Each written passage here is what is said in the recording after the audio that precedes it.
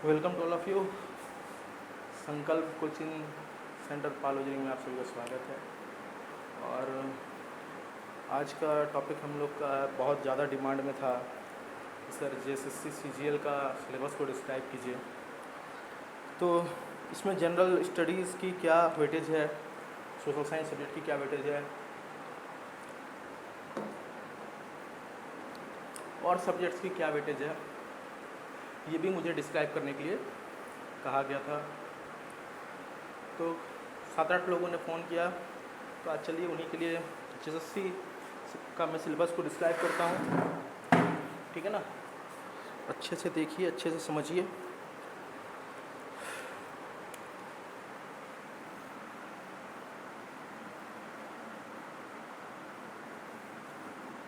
आज का टॉपिक है जेएसएससी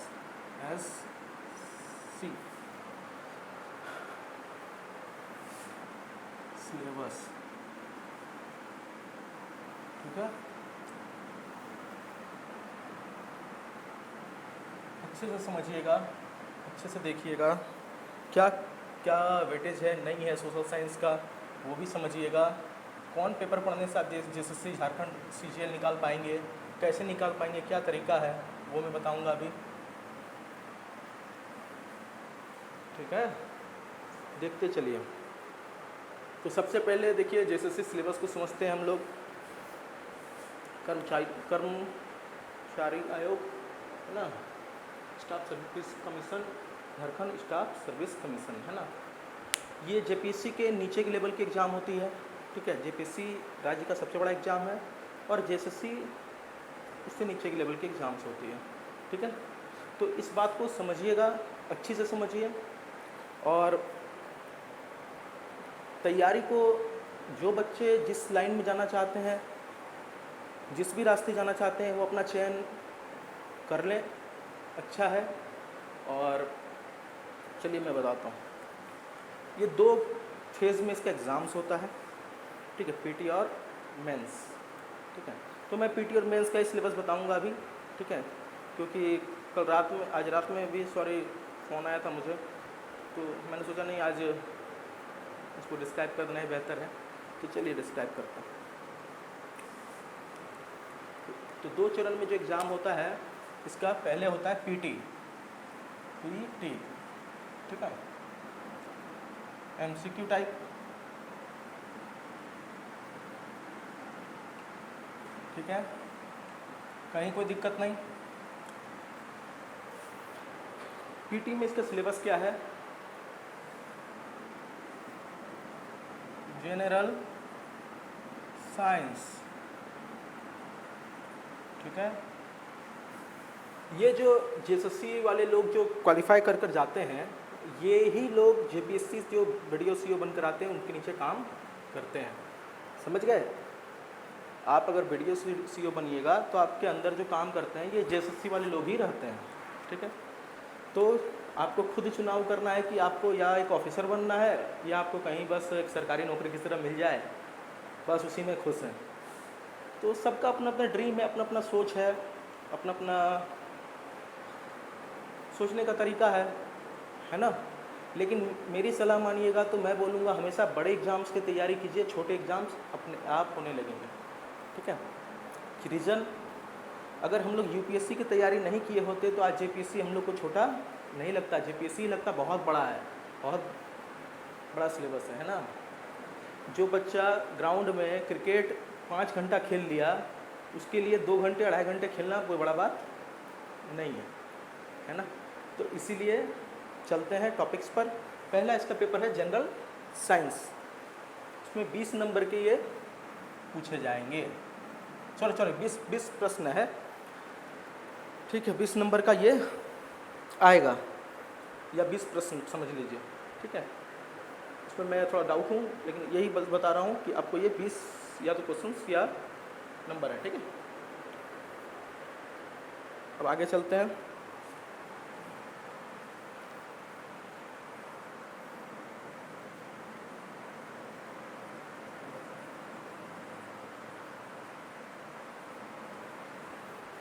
जनरल स्टडीज़।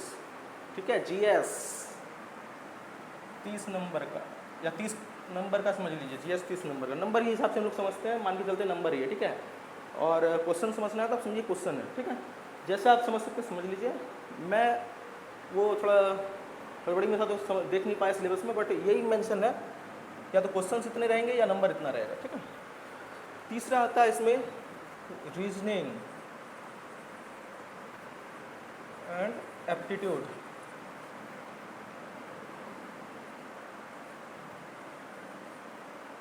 ये आता है 20, ठीक है। सॉरी, रीजनिंग एंड एबिलिटी आता है, ठीक है। क्या आता है एप्टीट्यूड।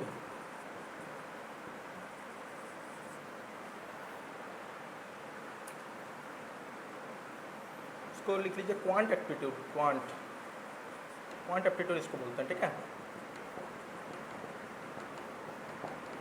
तो paper 1, paper 2, paper 3, paper 4 and paper 5, यहाँ ये क्या बोलता है, जनरल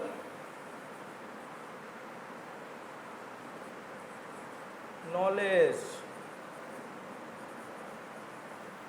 ठीक है। वीडियो डीएसपी जो भी पदाधिकारी रैंक के ऑफिसर होते हैं उनका exam Jharkhand public service commission लेती है, झारखंड लोक सेवा आयोग, और उनके नीचे जो कार्य करते हैं इसलिए इसे कर्मचारी कहा जाता है। ये लोग जितने कर्मचारी, जिस भी विभाग के कर्मचारी रहे, आप चाहे राजस्व विभाग के रहें, चाहे ब्लॉक ऑफिसर रहें, चाहे जो भी रहे, वो यही एसएससी एग्ज़ाम पास कर आते हैं, ठीक। तो क्वांट एप्टीट्यूड से भी इसने यहाँ 20 क्वेश्चन, सॉरी 20 क्वेश्चन से 20 नंबर रखा है, ठीक है। और यहाँ फिर से 30, टोटल कितने हो गए, टोटल कितने हो गए बोलिए। 30, 20, 50, 20, 70, 100, 120 है ना, 120 है ना। तो 120 मान लीजिए क्वेश्चन या नंबर, जो आप मान सकते हैं। मैं नंबर मान के चलता हूँ। 120 नंबर में से मैथ, ये मैथ है, ये रीजनिंग एबिलिटी है, ठीक है। ये साइंस हो गया, आप लोग जो पढ़ रहे हैं। तो सब मिलाकर देखते हैं, मैथ से कितने हैं 20 नंबर, रीजनिंग से 20 नंबर, 40, 20 हो गए साइंस से, कितने हो गए 60 हो गए ना, 1, 2, 3 सब्जेक्ट मिलाकर 60 हो गए। अब जनरल स्टडीज़, यही हिस्ट्री, ज्योग्राफी, पॉलिटी, इकोनॉमी, सब यहीं पर आ जाएगा।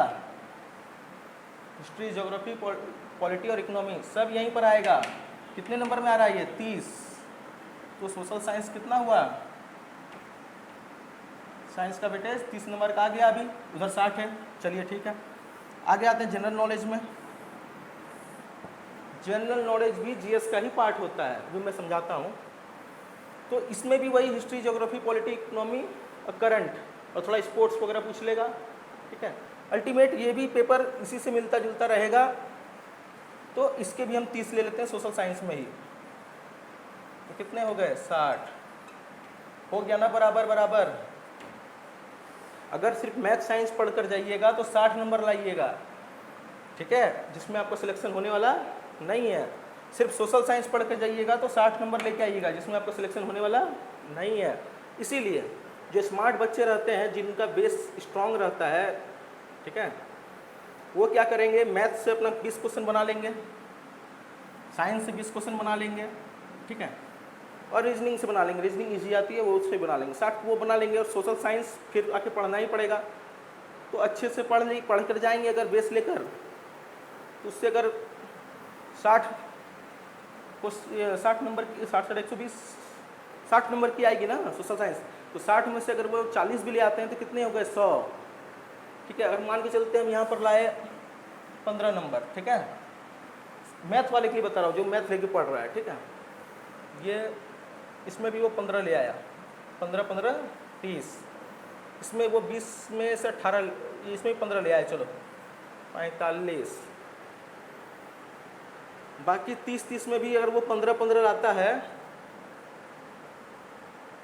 30, 45-30, 75 क्वालिफाई करेगा जनरल कैटेगरी में, चांस बहुत कम है। ठीक है, तो इसीलिए मेहनत बहुत अच्छी से करनी पड़ेगी। अभी जैसे और कंपटीशन बढ़ता जा रहा है, अभी कंपटीशन का ये हाल है, आने वाले समय में जो बच्चे अभी से तैयारी पढ़ रहे हैं, हम लोग क्यों बोलते हैं कि आप तो 6 क्लास से ही अच्छे से पढ़िए, तैयारी में हल्का हल्का लग जाइए, क्योंकि आने वाला 4-5 साल बाद कंपटीशन का लेवल जहां हम लोग हैं अभी, इससे और ज़्यादा हो जाएगा, इसका डबल हो जाएगा।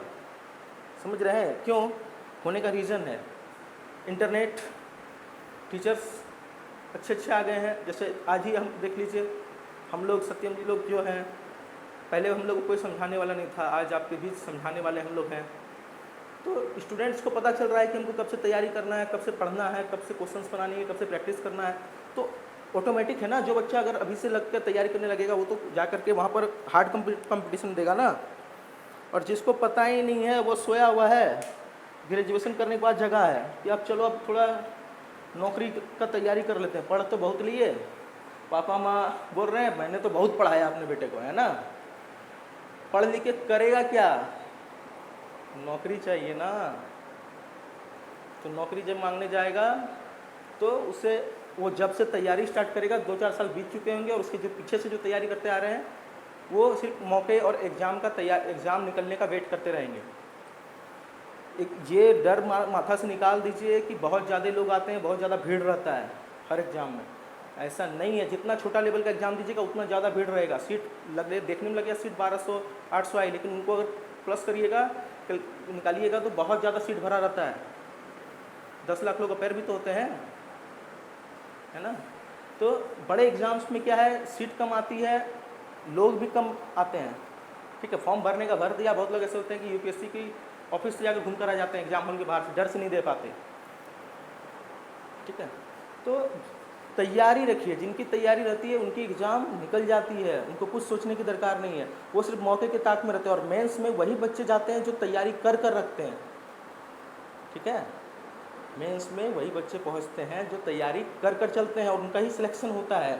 आप मान लीजिए, ठीक है चलिए एग्ज़ाम आया, आपने 15 दिन पहले से पढ़ने चालू कर दिया या 2 महीने पहले से पढ़ने चालू कर दिया GSCCGL, ठीक है, पढ़ने चालू कर दिया आपने, पीटी निकाला, पीटी का सिलेबस निकाला, उसके बाद मेंस का एग्ज़ाम अगर उसने 3 महीने में या 4 महीने में ले लिया तो क्या आप मेंस का सिलेबस पूरा कंप्लीट हो जाएगा 3-4 महीने में? नहीं होगा। ठीक है, और जो बच्चे लगातार 2 साल 1 साल से प्रैक्टिस करते आ रहे हैं, सब PCS का, सब SSC CGL वगैरह का, सेंट्रल का सब क्वेश्चन प्रैक्टिस करते आ रहे हैं, तो मजबूत कौन होगा? वही बच्चा होगा ना, चांसेस ज़्यादा उसकी होने की है ना, है ना। इसीलिए मैं बार बार बोलता हूँ कि तैयारी को करना है हम लोग को। ठीक है, बहुत अच्छी बात है, आप लोग इस बार मैं रिजल्ट देखा मैट्रिक का, बहुत खुश हूँ, सभी स्कूल्स ने अच्छा किया, सभी स्कूल्स हमारे यहाँ बहुत अच्छे हैं, अभी मैंने देखा रिजल्ट्स, तो अच्छी बात है। और ये देखिए हमारे यहाँ तो हमें कम से कम जनरल कैटेगरी में फ़ाइट करने के लिए, जनरल कैटेगरी में जिसको सिलेक्शन लेना है, 120 नंबर में मुझे लगता है 85 से 90 के बीच में रहना चाहिए जनरल कैटेगरी का कट ऑफ। देखिए पीटी एग्ज़ाम होती है भीड़ को कम करने के लिए, माथे में घुसा लीजिए, इसको उतार लीजिए जिनको समझ में नहीं आ रहा है। पीटी में मेरे हिसाब से जनरल का कैटेगरी का मैं जाएगा तो 90 से 95, ठीक है, जनरल का। ओबीसी का जाएगा 85 से 87 या 88 ऐसा जाता होगा, मैं देखा नहीं हूँ, अंदाज लगा रहा हूँ। ठीक है, तो समझिए 90-95 में कंपटीशन जाएगा और आप 70-75 में रुक जा रहे हैं क्वेश्चन उसमें, कैसे नौकरी पे, कैसे मेंस में जाएंगे?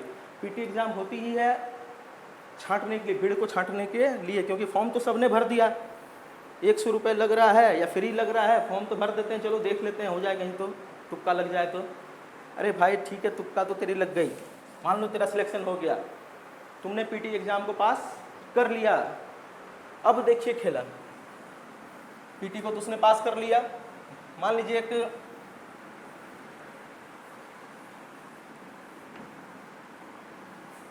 रोहित नाम का लड़का है, वो पीटी एग्जाम को पास कर लिया है, ठीक है। हमारे पास 500 सीट आई है, ठीक है, मान के चलते हैं अनुमानित 500 सीट, 500 लोगों का नौकरी होना है, ठीक है, 500 लोगों का नौकरी होना है। सीट कितनी आई है? 500।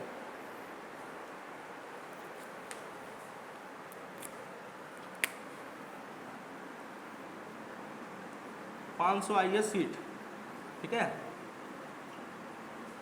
अब देखिए क्या होगा, रोहन नाम का एक लड़का जो केवल पीटी का तैयारी किया है और वो चला गया मेंस एग्जाम की तरफ, क्वालिफाई हो गया, तुक्का लग गया उसका, वो आ गया मेंस एग्जाम में, यहाँ से उसका टिकट मिल गया और आ गया यहाँ।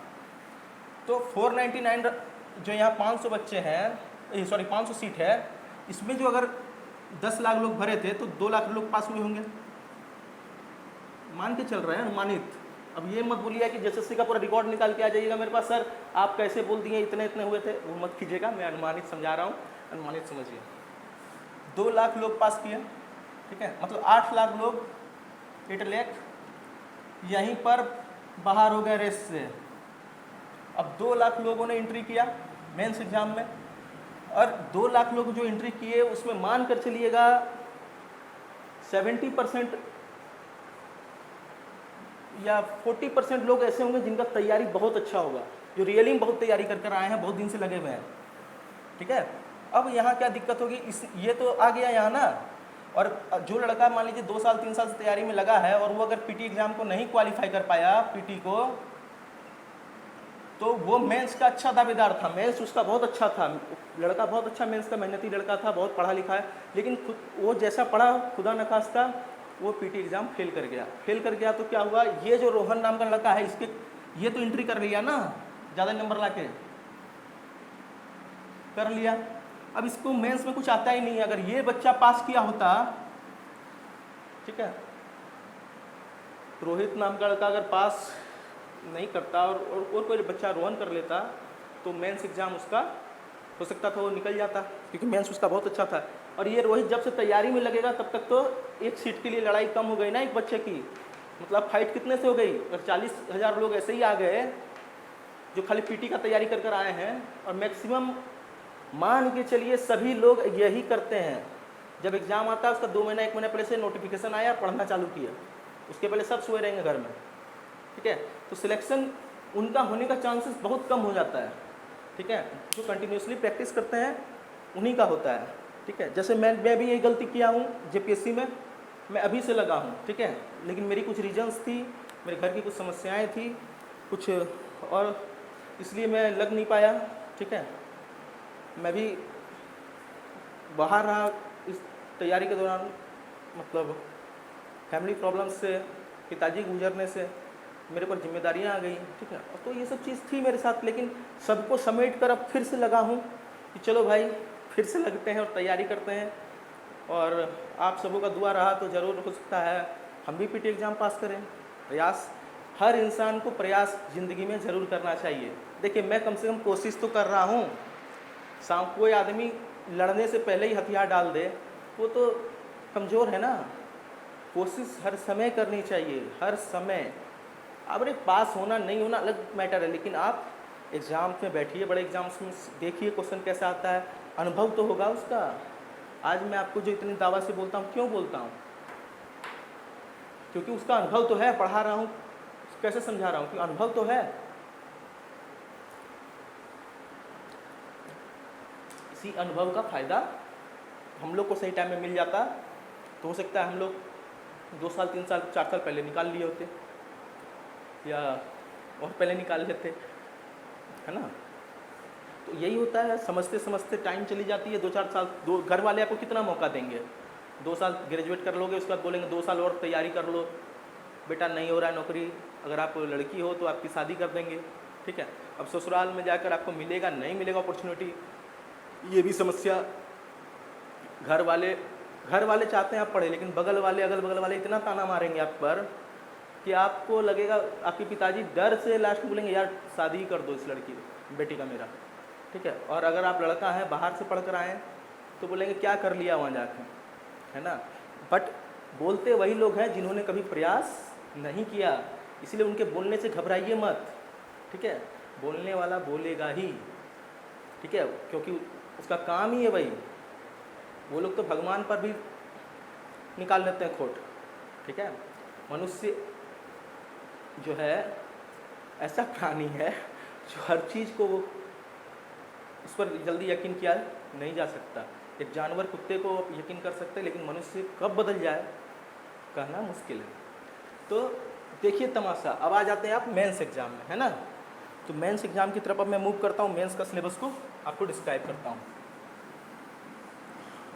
मतलब सोशल साइंस तो आपको पढ़ना ही पढ़ना पड़ेगा। अगर जेपीएससी की तरफ जा रहे हैं तो मैथ और रीजनिंग नहीं पढ़ना पड़ेगा। अगर सीजीएल की तरफ आ रहे हैं तो मैथ और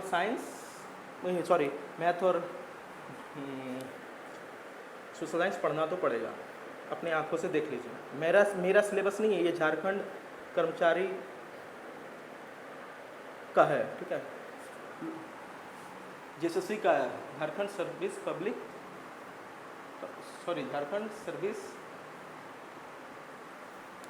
कमीशन का है, ठीक है। तो एक चीज़ को समझ लीजिए अच्छे से कि हम सोशल साइंस पेपर को अनदेखा नहीं कर सकते। हमको बहुत ज़्यादा, अगर आप जेएसएससी की तरफ भी जाएंगे तो भी आपको सोशल साइंस पेपर को एकदम मेहनत कर अच्छे से जाना होगा। भले मैथ आपका स्ट्रांग है तो प्लस पॉइंट है आपके लिए। अगर मैथ को 20 क्वेश्चन आप बना लेते हैं तो प्लस पॉइंट है, रीजनिंग बना लेते हैं तो प्लस पॉइंट है, ठीक है। तो सोशल साइंस तो देखिए ज़्यादा है ना, 60 नंबर आ जा रहा है ना, 30-30। अब देखिए कोई लोग बोलेंगे नहीं ये तो नहीं आएगा। देखिए ये जो जीएस ये जो है ये, ठीक है,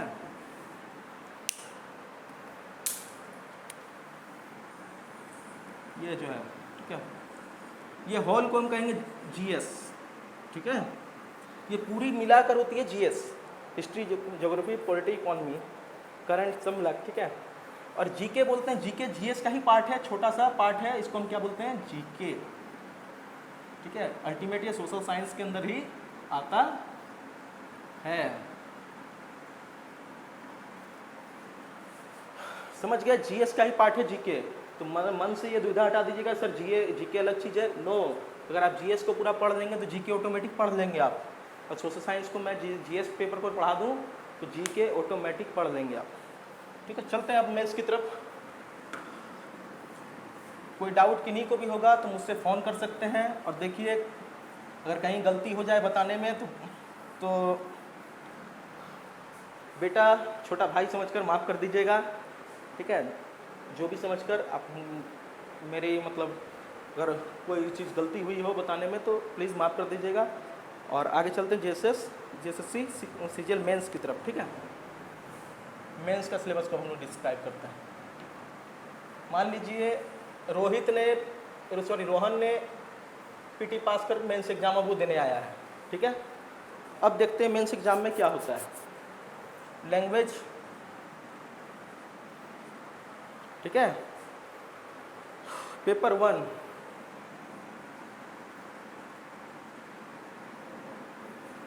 ठीक है, 120 क्वेश्चन आएंगे, 3 मार्क्स के, ठीक है। पेपर 2,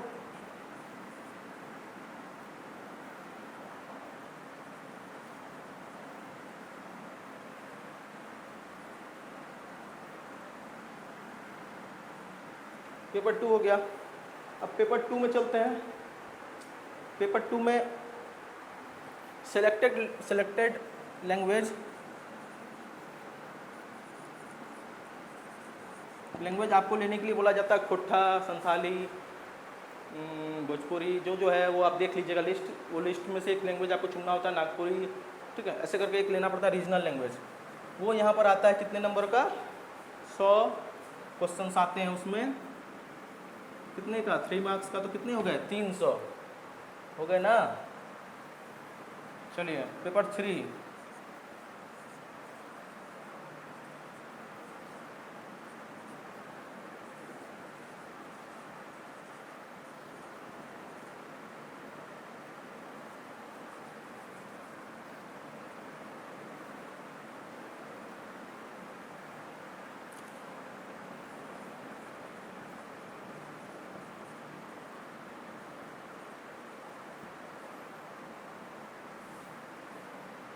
ये पेपर 3 में था। कोई ऑनलाइन वाले बता सकते हैं तो बताइए, जो देख रहे हैं। तो 22 लोग आप लोग देख रहे हैं, ठीक है, लाइव। तो 22 लोगों में जो बता सकते हैं बताइए, कहीं कोई दिक्कत हो रही तो आप मुझे बता सकते हैं।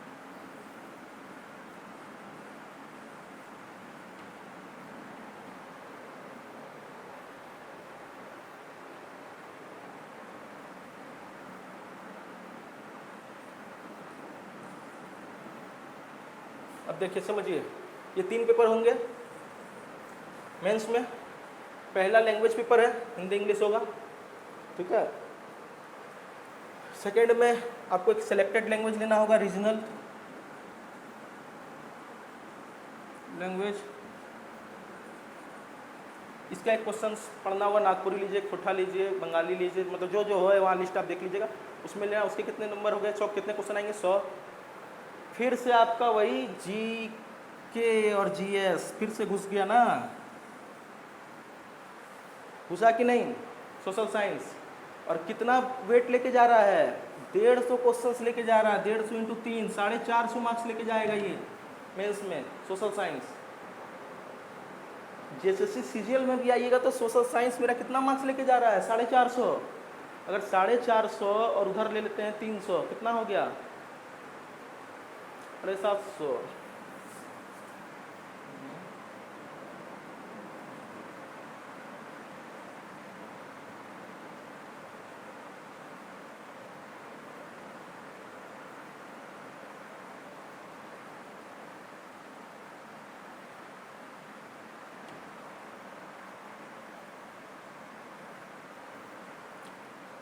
ठीक बताया हूँ ना, देख लेता हूँ एक बार।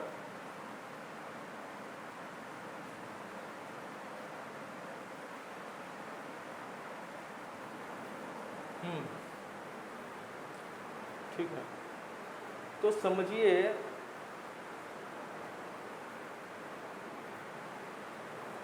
इतने नंबरों का एग्जाम होगा। अब जिप से सोशल साइंस को समझिए, इसमें कितना नंबर ले जा रहा है मेरा, 450, है ना। और इधर हो गया 300 और उधर हो गया 160। अगर हम मान लीजिए पेपर 1 में, ठीक है, ये इसमें अगर 150 क्वेश्चंस में आपको कम से कम 120 से 130 का एवरेज लेके चलना पड़ेगा बनाने का। प्रैक्टिस करके इतना जाना होगा कि 100 जनरल कैटेगरी वाले कि 120 से 30 क्वेश्चन हम बना लें। प्लस नेगेटिव मार्किंग है, नेगेटिव मार्किंग है इस एग्ज़ाम में। अगर आप गलत टिक करेंगे तो 1 नंबर, सॉरी, जितना पॉइंट परसेंट है वो कट जाएगा। तो ये भी थोड़ी सी देखना पड़ेगा, इसमें चुनौती है ना। तो चीज़ों को समझिए, सोशल साइंस पेपर आपका कितना इम्पोर्टेंट पेपर है ये मैं समझाने के लिए। और एसएससी वाले को लग रहा था कि हम एसएससी की तैयारी कर लेंगे, मैथ रीजनिंग बना लेंगे। सर कल ये कहा थे, सर मुझे सोशल साइंस पढ़ने में अच्छा नहीं लगता है। तो मैंने बोला कि भाई तुम एक काम करो, 10 दिन 5 दिन पढ़ो बैठकर, ठीक है, मेरे पास आओ, पढ़ो, अच्छा लगे तो तुम एडमिशन लेना, नहीं अच्छा लगे तो तुम जा सकते हो, ठीक है। अब वो देखिए कल से आता है, कल से ज्वाइन करेगा।